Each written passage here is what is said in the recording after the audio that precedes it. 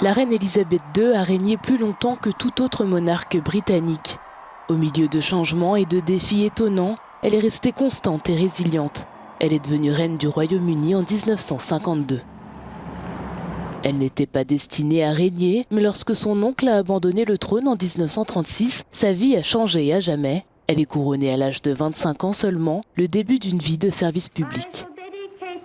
Je me consacrerai à votre service, mais je veux vous demander à tous de prier pour que Dieu me donne la sagesse et la force et que je puisse le servir et vous servir fidèlement tous les jours de ma vie.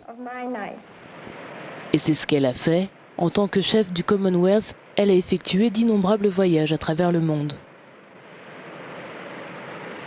Louée comme une figure de stabilité et connue pour son sens aigu du devoir, elle a rencontré pendant son règne plus de présidents et de dirigeants que tout autre chef d'État.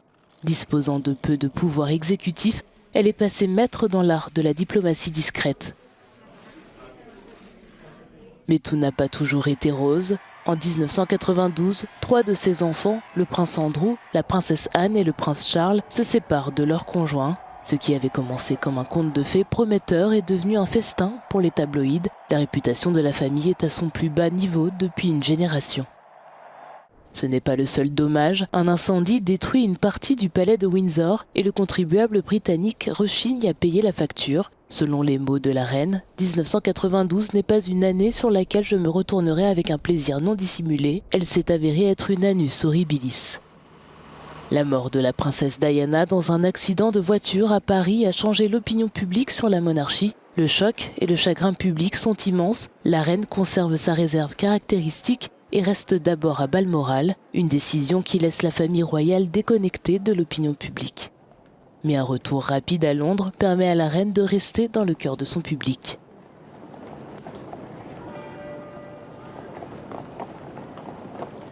La monarchie se remet de cette tourmente. La popularité royale atteint de nouveaux sommets grâce au petit-fils de la reine. Le prince William et le prince Harry épousent des roturiers, modernisent la monarchie et donnent naissance à une nouvelle génération qui suscite l'admiration du public.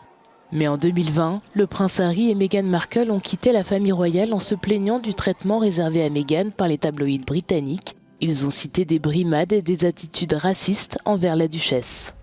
Celui qui s'est tenu aux côtés de la reine à travers tous les hauts et les bas de la vie royale était le prince Philippe.